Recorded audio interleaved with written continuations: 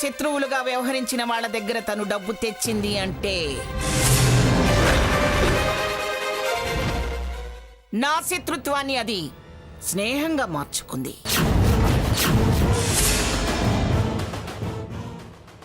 ఏయ్ స్వర్ణ, ఆ డబ్బు నీకు భాగీరథి ఇచ్చింది.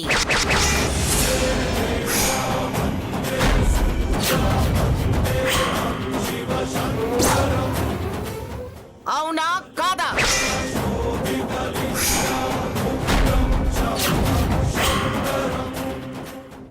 ఏమే సీత,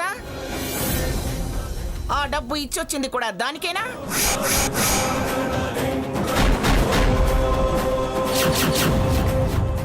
ఎరా సాకేత్, సమాధానం చెప్పు.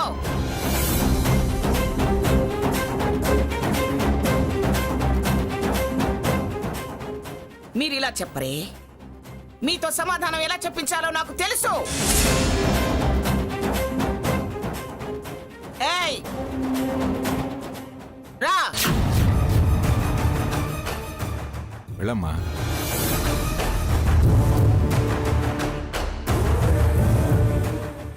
వెళ్ళు. రా.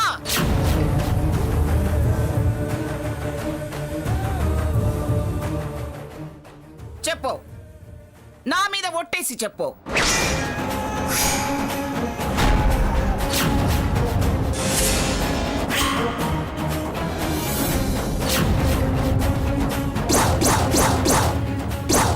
చెప్పు.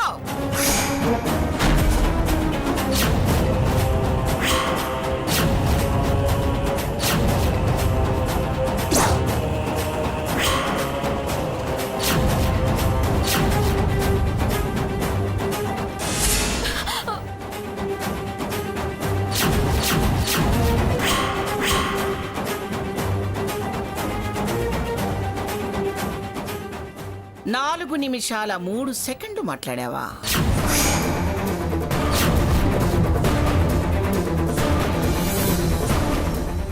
నిన్న 8 నిమిషాలు మాట్లాడావు.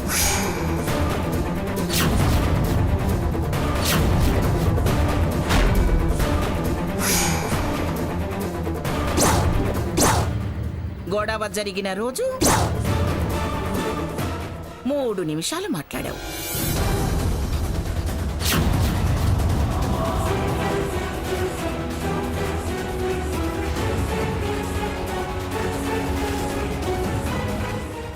పొద్దున 14 నిమిషాలు మాట్లాడావు.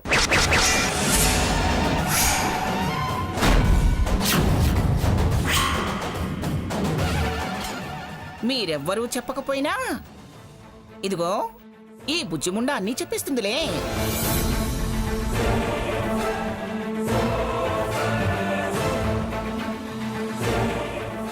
దీనికి ఆ భాగీరథికి ఇంకా రాయభారాలు జరుగుతున్నాయని చెబుతుంది. నేనంత కండిషన్ పెట్టినా నన్ను ఇంకా మోసం చేస్తారా? అది కండిషన్ పెట్టక ముందు తప్పు చేయొచ్చు గాని నువ్విప్పుడు దాన్ని రక్షించడానికి తప్పు చేశావు. పైగా స్థలం అడ్వాన్సు అంటూ దాన్ని బయటేయకుండా నన్ను ఏమార్చాలని చూస్తావా? మీ తెలివితేటల్ని నా ముందు ప్రదర్శిస్తారా?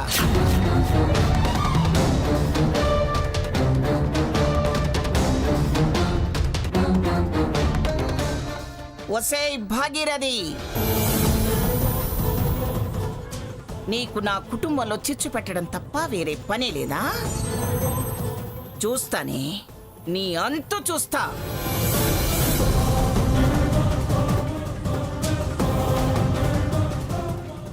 ఏ స్వర్ణ, దాని మాటలు వింటున్నావా? అందుకేనా అంత మొండికేసి కాపురానికి రానని వాదించావు?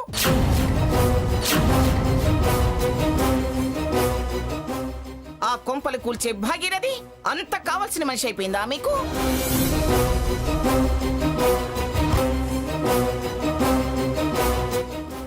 దాని మూలంగానే కదే నీ కాపురంలో చిచ్చు మొదలైంది.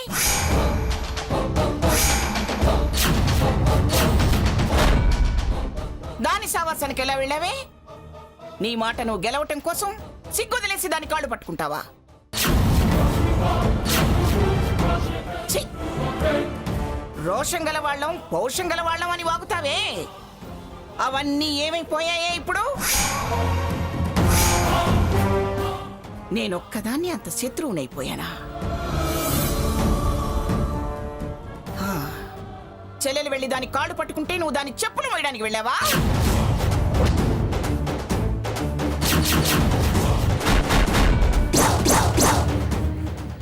ఛ! అసలు దాని కొంపకి డబ్బు మోసుకెళ్లాల్సిన అవసరం నీకేమిటే? ఇలా జరిగింది అమ్మమ్మ గారు, ఏదో తప్పైపోయిందని నాతో చెప్పుంటే దాని చెంప పగలగొట్టి 10 మందిలో దాన్ని చెప్పుతో కొట్టొచ్చేదాన్ని.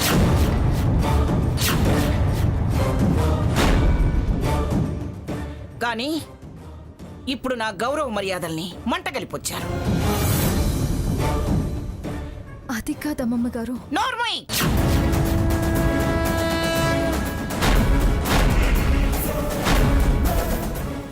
అది కాదు ఇది కాదు అని నాకింకా మాయ మాటలు చెప్పకు. ఇప్పటి వరకు చెప్పింది చేసింది చాలు.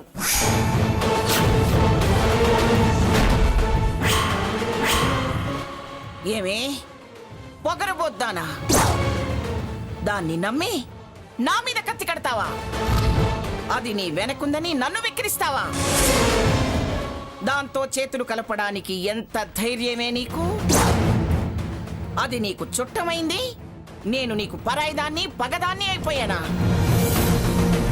ఇంత జరిగిన తర్వాత కూడా ఇంకా చాటుమాటుగా ముచ్చట్లు మొదలు పెట్టావా? మళ్ళీ అది చెప్పే మాటలు విని ఏం చేయబోతున్నావు? నేనేం అప్పుడు వినలేదు, ఇప్పుడు మాట్లాడలేదు. డబ్బు విషయంలో తప్ప. అది మా బాబాయ్ తీసుకెళ్తే వెళ్ళా. అంతకు మించి నాకే సంబంధం లేదు. ఆ తర్వాత ఇన్కమింగ్ కాల్సే కానీ అవుట్ గోయింగ్ కాల్స్ లేవు. ఆవిడ ఊరికి ఫోన్ చేస్తుంటే చేయొద్దు అని చెప్పడానికి ఫోన్ చేశా. అది అక్క వెంది వెళ్ళి డబ్బు మొహాన్ని కొట్టొచ్చింది. అక్కడ మొఖాన కొట్టొచ్చి ఇక్కడ ముఖం చెల్లక అబద్ధాలాడుతుంది. దాన్ని కప్పిపుచ్చడానికి నానా తంటాలు పడ్డావు. కానీ అది నా లెక్కల్లో తప్పని నువ్వు మర్చిపోయావు స్వర్ణ. ఏంటి తప్పు లెక్క వక్క అంటూ మొదలుపెట్టావు? ఆ భాగీరథి ఎలాంటిదో, ఎన్ని జీవితాలు కూల్చిందో, రాజకీయంగా ఎంత నీచమైన చరిత్ర ఉందో నీకు తెలీదా?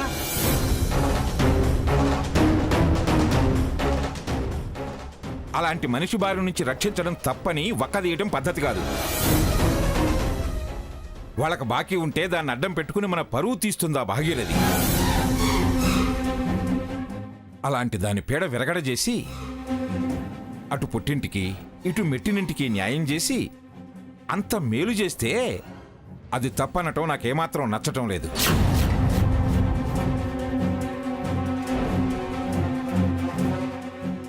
ఏరా Raghuram,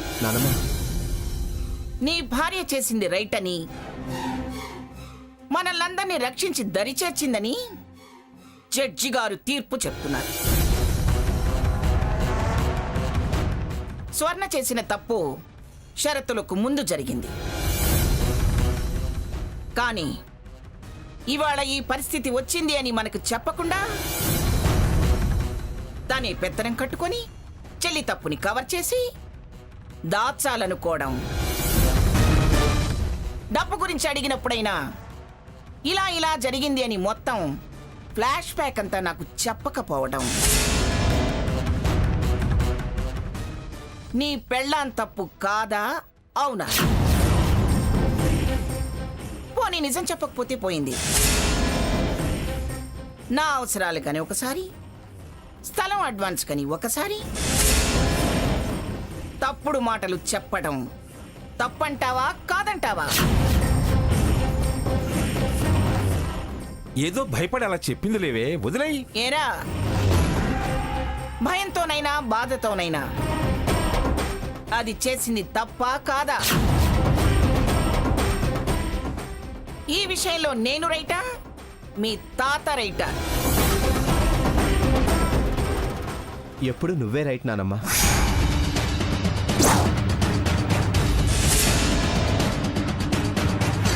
you are always correct. నీ డెసిషన్ కరెక్ట్. అది నిష్పక్షపాతం అంటే, అది ధర్మం అంటే. వాడి పెళ్ళామైనా తప్పు తప్పే అంటున్నాడు, రైటు రైటే అంటున్నాడు.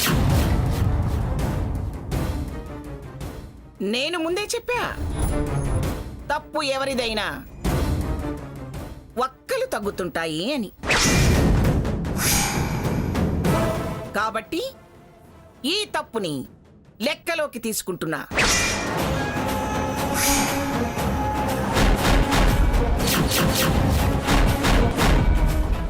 రఘురామ్, పో వక్కలు తీసుకురా.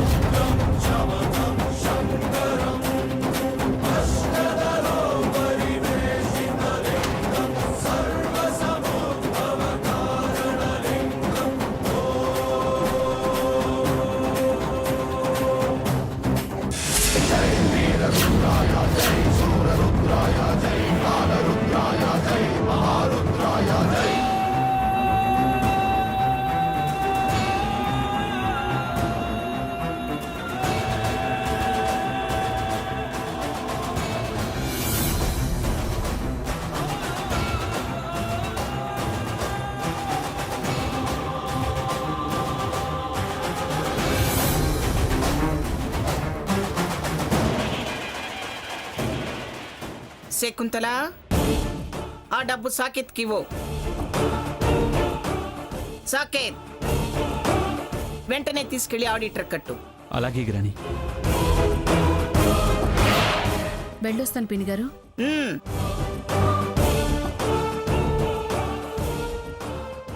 ఒక్క సంగతి అయింది. ఇప్పుడు భాగీరథి లెక్క తేలుస్తా.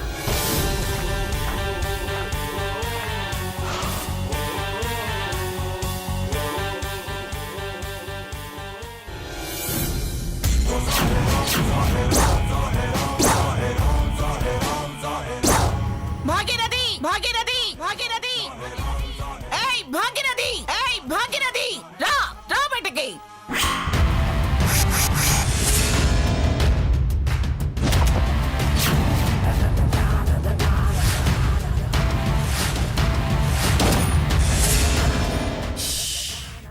అరవకు మంగమ్మ, బీపీ పెంచుకోకముందే చెప్పు. ఏసీ వేయమంటావా? ఏయ్, ఏమిటే వెటకారమా? కాదు మంగా, నీ క్షేమం కోరి అడుగుతున్నాను. చాలా బీపీ పెరిగి వచ్చినట్టున్నావు. అరుస్తావో, ఆయాస పడతావో, చెమటలు కక్కుతావో, ఏదైనా జరగచ్చు. నిన్ను చల్లగా మీ వాళ్ళకు అప్పగించాలి కదా, అందుకే అడుగుతున్నాను. పిచ్చి కూతల కుయకు. ఆ కూతలు కుయ్యడానికి వచ్చింది నువ్వు. నన్ను పిచ్చి కూతలంటావేంటి మంగ తాయారు? ఎంతైనా చిన్ననాటి స్నేహితులం కదా. ఆపవే, ఆపో. వెధ వేషాలు వేస్తే పళ్ళు రాల కొడతాను. సుత్తి శ్రావణం ఇవ్వమంటావా? అవసరం లేదు. నీ దవడ పగల కొట్టడానికి నా చెయ్యి చాలు. డబ్బు లెక్క పెట్టే చేతులతో దవడ మీద కొడితే కందిపోతుందేమో. ఏయ్, సిగ్గులేని దానా. రాహుకేతువులాగా నువ్వు నీ మనవరాలు మా వెంట పడ్డారేమిటి? నా మనవరాలి కాపురం కూల్చడానికి వంతులేసుకున్నారా? అదే మరి అతి తెలివంటే. మేం పడ్డం కాదు, వంతులేసుకొని ముందు నీ చిన్న మనవరాలొచ్చింది, అది వెళ్ళిపోయింది. తరువాత పెద్దదొచ్చింది, అదొచ్చి డబ్బిచ్చి వార్నింగ్ ఇచ్చి వెళ్ళిపోయింది. ఇప్పుడు నువ్వొచ్చావు, అదిచ్చిన సొమ్ము తీసుకువెళ్దామనా? మీరు నా ఇంటికి వస్తూ మేము మీ వెంట పడ్డామనడం విడ్డూరంగా ఉంది. విడ్డూరం గిడ్డూరం అన్నావంటే నడ్డి విరక్కొడతాను. ఛీ! నీలా కకృతి చేష్టలు చేసేదాన్ని కాదే నేను. అది చిన్నపిల్ల, దానికి పిచ్చెక్కొస్తే నీ బుద్ధి ఎక్కడికి పోయిందే? డబ్బిచ్చి అత్తారింటితో తెగదెంపులు చేసుకుంటావా?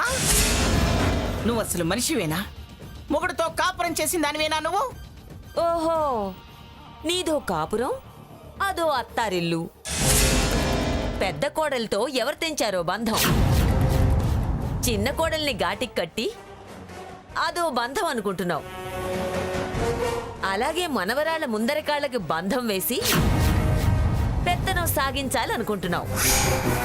వాళ్ళు వెనక్కాళ్లతో తన్ని నువ్వు వద్దు, నీ పెత్తనం వద్దు అని తెగబడిపోయారు. వాళ్ళననే దమ్ము లేక నన్ననటానికి వచ్చావా? ఇదిగో చూడు మంగమ్మ, నీ బెదిరింపులకు భయపడేదాన్ని కాదు. నీకు ఈ ఊళ్ళో ఎంతుందో నాకు అంత పలుకుబడి ఉంది. నీకున్న దానికన్నా 10 రెట్లు ఎక్కువ ఉంది పలుకుబడి. నీదింకా చీరాల, మాది బొబ్బిలి, అది గుర్తుంచుకో. ఏమిటే నీకున్న పలుకుబడి? మాజీ ఎంపీ అన్న తోక తప్ప. నీలాంటి మాజీలు ఇప్పుడు పవర్లో ఉన్నవాళ్ళు చాలా మంది నా వెనకాల ఉన్నారు. నిన్ను ఊళ్ళో ఉండకుండా తన్ని తరిమేయగలను. 4 కేసులు పెడితే నామరూపాలు లేకుండా పోతావు, జాగ్రత్త. అలాగా? ఎలా మంగమ్మ? భయమేస్తోంది, గుండె దడదడలాడుతోంది. అయినా వివరం తెలుసుకుని కాళ్ళు పట్టుకుంటాం గాని ఏమని కేసు పెడతావు మంగా? నీ మనవరాలు మా ఇంటికొచ్చి కొంగు చాచి భిక్షం అడిగిందనా? దాని కాపురం అది కూల్చుకోవడానికి నా కాళ్ళు పట్టుకొని లక్షలు తీసుకుపోయిందనా? నీ పెద్ద మనవరాలొచ్చి నా మీద చిందులు వేసి వెళ్ళిందనా? తిట్టిందనా? లేకపోతే అదే నీ చిన్న మనవడొచ్చి నా డబ్బు నాకిచ్చి వెళ్ళాడనా? ఏం కేసు పెడతావు? ఎలా ఊళ్ళోంచి తరిమేస్తావు? చెప్పు చెప్పు మంగతాయారు, చెప్పు చెప్పు చెప్పు చెప్పు మంగతాయారు. ఏయ్! పిచ్చిదానా? నేను నీలా పిచ్చిదాన్ని కాదే. ఇప్పుడు జరిగిన దాని గురించి కేసులు పెట్టడానికి నువ్వు నీ మనవరాలు కలిసి పెళ్లిలో నా మనవడితో ప్రవర్తించిన తీరు వీడియోతో సహా బయట పెట్టి పెళ్లిలో గుంజలు కోసిన విషయం, నా మనవరాలు పడిపోవటానికి ఆముదం పోసిన విషయం అన్ని అన్ని అన్ని బయట పెట్టిస్తా.